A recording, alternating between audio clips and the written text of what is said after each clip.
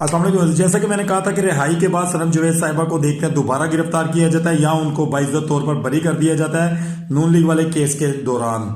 अब आज एक कोर्ट जो है वो उनको रिहाई देता है और उसके बाद रिहाई के बाद उनको दोबारा से किसी दूसरे केस के अंदर गिरफ्तार कर लिया जाता है।